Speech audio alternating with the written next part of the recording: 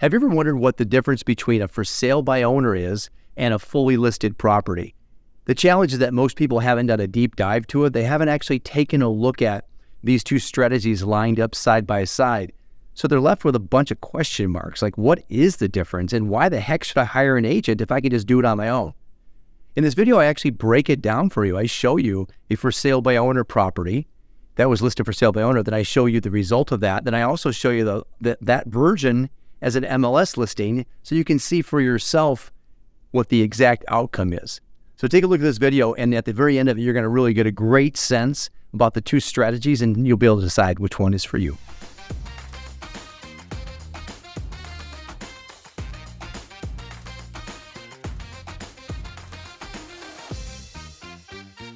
Okay, I wanted to show you a real life example of a before and after, and oftentimes I forget to do this because once a for sale by owner has their listing on Zillow and we list it, it takes away the old listing, so we can't get it. But now I have an opportunity because here's an example of a for sale by owner that we reached out to, put our program in front of and said, hey, would you like to take a look at this? And if it doesn't make sense, of course, we won't work together. But 9 out of 10 times, we can accomplish the exact thing that you're looking for, which is to help you profit through our relationship. So here's an example of somebody that I reached out to. And I want to just show you, because then what's going to happen next is once we get this listing live today, we get to compare and contrast.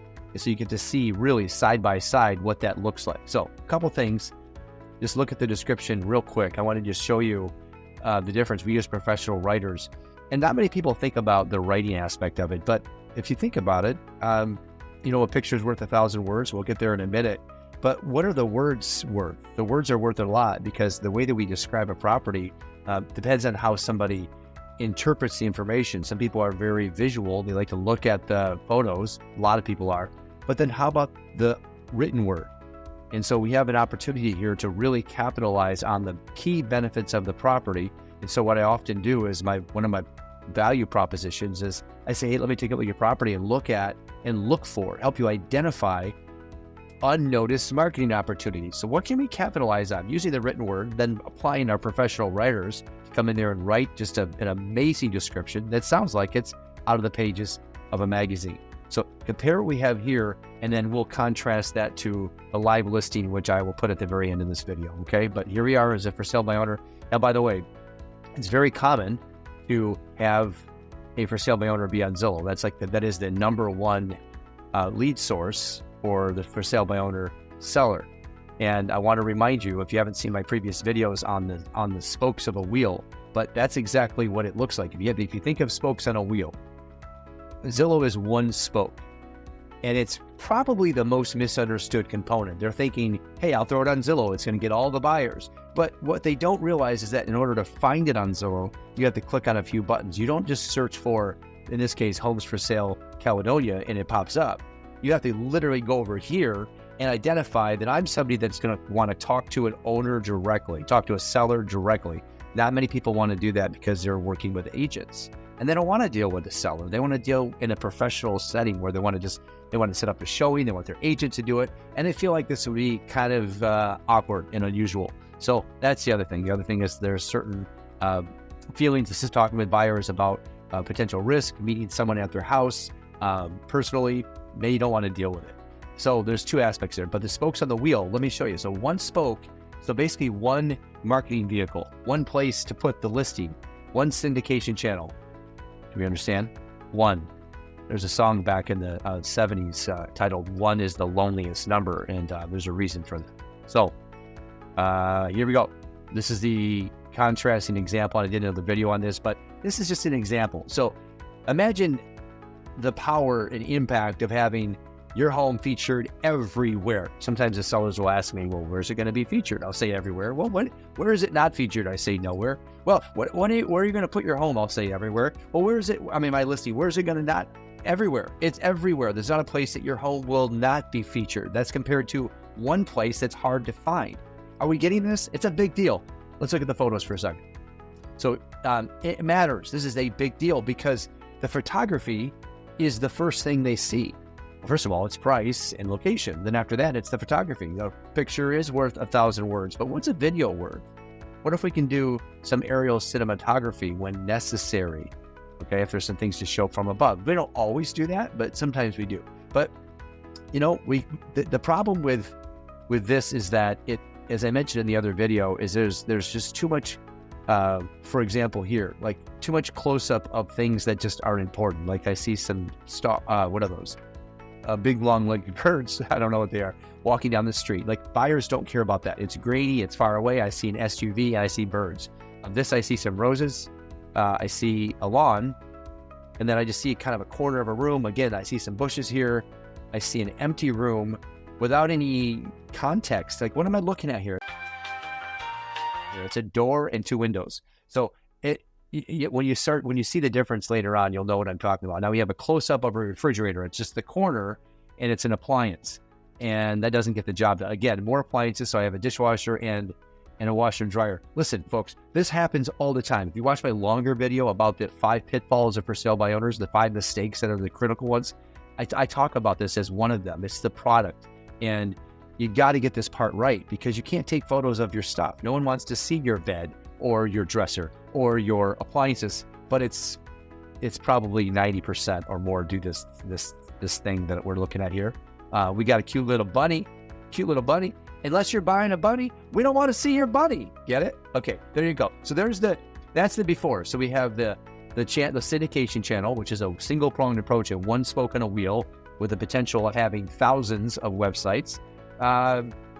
What that does though is imagine it puts it in front of maybe one buyer 1 week, and then another person that's looking on Zillow in that category the next week, and so on. So you might have like 3 or 4 people that are somewhat interested, and then they tell you they like your place, but they're just lying to you because they don't want to hurt your feelings, versus having all the buyers that are pre-approved, ready, able, and willing. That first group of buyers mostly aren't pre-approved yet. And then you say something like, hey, do you like my home? Yes, I do, but we got to go get pre-approved. Well, why are you not pre-approved already? Don't look at properties if you're not pre-approved. Call the bank, call the lender, call the loan officer. If you haven't been pre-approved yet, reach out to me. I will give you a lender that will get you pre-approved in a matter of minutes, so you can go out and buy a home with confidence. Stop wasting your time and the seller's time, because it's super frustrating for everybody involved when you just don't take the few minutes to get it done. Okay, off my soapbox. I digress. Here's the product before, and then I'll give you an example of what it looks like after. Okay, so then you can get these combinations of before and after shots. And all right, stay tuned. Now, a sold property. So I'm proud and happy and grateful for this opportunity to help the seller. And now I can show you what this really looks like side by side, because especially we got the property sold. You notice 5 days on the market, and we just got the offer accepted, full price offer, 5 days. And if you go back to the previous listing, you'll know that we just talked about, that was on the market for about a month. And you can see that the snapshot here with the price adjustment, and just really wanted to get things moving along. And that process wasn't working for this particular seller. And the cool part is that I immediately identified that this is somebody I can help. At the end of the day, this is why I do what I do, is so that I can help a seller move forward with their plans. Everyone has a place to go that's selling a property. Sometimes they're moving up, sometimes they're moving down, sometimes they're moving sideways. In this case, she's moving out west. I recognize a need, and I recognized a problem that I intended to solve. That's exactly what we did. So what is the difference? Remember, we talked about that photography just right out of the chute. And I think this part here is not really understood as well as it possibly could be by folks that are going out on a loan, because they just step out in their yard and take pictures with their iPhone. And this is a wonderful tool. I mean, the pictures that we can take on our iPhones are pretty amazing. Like, I take pictures of my kids and my daughters at prom and homecoming and vacations and all that stuff. And yet it's not the same. It's not the same as a professional photography session. And I was going to try to give you a real side-by-side here, but look at the difference. Remember what we saw in the interior shots with pictures of things? And then you look at the just that exterior alone. What a difference. I mean, this is very warm, inviting. You have the interior shots. People can see, really feel the essence of the property. They know what they're getting themselves into. They get the feel of the home before they even come out. Of course, the best thing that we can do is let a picture be worth 1,000 words. And that's what we've done here with a professional photography session. And the second thing we've done, it's light and airy, and it shows the rooms. People can see what it's all about. And then we bring in virtual staging. So that also changes the game because I can see an empty room. Sometimes it's a little bit difficult to get to be able to determine what your furniture would look like in that room. Well, we solved that problem because we paid for virtual staging. Notice the difference? Okay, there you go. Sunroom, staged, virtually staged. Now with technology, we can drop our stuff right in there and make it look a little prettier, but we have to tell you down below it's virtually staged. And there you go, stage with dining room and bedroom, okay? So a buyer that sees this home online, this is a particular condo online, they're gonna fall in love with it from the computer screen. Now they're gonna schedule a showing. You give their agent, call me directly, and they wanna see it because we haven't really left anything out there that's gonna make them feel like they don't wanna see it. We've given them everything they need to see. We've described the property in such a way that it sounds appealing. It reads like something they'd really want to come take a look at. And let's just go there real quick because we talked about the written word. And the difference between the two is night and day. I'd have to go back to the earlier in the video where I talk about the written word, but that's the description. The public remarks matter. I would say they don't matter as much as the photos, but they do completely matter. They really matter. And that's a part that just is completely bound in two ways. One is it's either short and unhelpful, like nice house, corner lot, boom. Or it's long and super long. And the way that Zillow does it allows the seller to just ramble on and on forever. And they list things like, new bushes, 2018. I'm not lying. Or light fixtures. Okay, who cares? Or things that just aren't moving the needle. Buyers want to know, what have you improved? The age of the furnace, the age of the roof, the age of the air conditioning. So those are the majors, right? The three majors. Then splash in some higher end components if you have any of those. What is the thing that makes this property stand out? Articulate that. You've got to get it into a way that sounds, you got to write it in such a way that sounds amazing. They can't help but want to come see the home. You can buy the written word. Welcome to Caledonia Villas, where serene living and modern convenience come together in perfect harmony. Something like that, okay? Something like that. So you combine that with the photos that look like this, and then you add the third element. So I'm going to give you the full circle here, okay? We talked about the one-pronged approach versus the multi-pronged approach.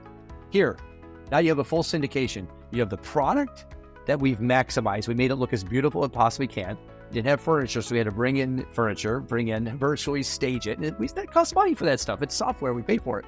And then we have a professional writer who writes the description, and then we syndicate it out to the world. This is the part that leaves for sale by owners just going, I don't understand. We're on Zillow. That's because Zillow is not the end all be all. It's literally one shot. It's a rifle, and I'm talking about a shotgun. So by virtue of the law of averages, in sales we call it the law of averages, the more people you talk to, the more chance you have of getting a sale, of getting an appointment. So if you talk to one person and they say no, your conversions are not good. What if you talk to 5 people? You've just exponentially increased your chances of meeting with somebody that you can help. So the same thing applies here. Get 10 people through and you increase your chances of someone falling in love with it, because 8 are still going to have a problem with it. It's not going to fit bedroom bath combination. It's not going to fit square footage. They don't like the way it backs up to a store, or they don't like the fence or the lack of a fence or the neighbors, blah, blah, blah, blah, blah. Probably 7 out of 10 are going to bounce out. That leaves 3, but we had 10 showings. That's how we got to the 2 or 3 offers. You see that? So if you have 1, as I mentioned, 1 is the loneliest number, that song from the 70s. That's totally what happens here. And it might be the most confusing part for the for sale by owner sellers, not believing. They don't believe that you can actually sell it faster for the most amount of money in the shortest amount of time. So we listed this one and we sold it in 5 days, and we got it for full price. And I'm actually going in right now, and it's going to close on October 1st. She's super helpful, or happy, because she gets to move. My seller gets to go move out west with her husband, which is where she wanted to be. She's here, he's there, they're not together, and I'm helping them get together. I got them full price. And by the way, sometimes I'll add this one little piece here. Sometimes the seller will say, sure, well, I mean, you lowered the price from where it was for sale by owner. And guess what? your home wouldn't have appraised. And so when I do a detailed market analysis, I identified that this list price is the same. That means that we listed it here, we sold it here, is $10,000 higher than the next sale in this area. So by all accounts, we knocked it out of the park for the seller. We sold it for $10,000 higher than any other condo in this entire development. That's a like product. Not too bad. Seller's not mad. Seller's extremely happy. So they got the money they wanted, they got the timing they wanted, and now they get to get back together out west. And guess what? They're buying a house out there. So all comes together. And this is the way it works when you have a perfect system coming together with a real strategy based on insights on the market, based on marketing. We have the product, and then we have the strategy, which is when we actually have the offers come in. How do we help the seller win that way? And this was a pure win. Feeling good about it, and I wanted to share the story with you today so you can see that side by side. If you don't remember what that looked like, scroll back on the video to the beginning, and then look at the final result. I'm getting ready to pen this one now, which pending means it's off the market. It's now a sold home. There you go. Sale pending. And this is what we do just to confirm that you know this is me, okay? I don't make this stuff up. I'm here to help. If you have any trepidations or confusion around this, reach out. We're here to help. And or if you know of somebody that's going down this path of for sale by owner, just know that it's not as easy as it seems.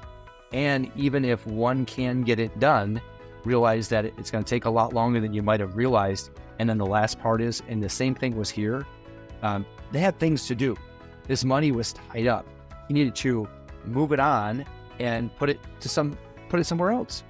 Put it in good utility somewhere else. So don't forget about the lost cost of having a home sit on the market. Don't put your head in the sand on that one, because it's a real true missed opportunity, meaning you're trying to jump over dollars to get to dimes. And sometimes if you have that home sold in 2 weeks, let's say, in this case it was 5 days, but what are you going to use that money for? Couldn't it be in good use over here? A lot of times it's that second home that you need to buy.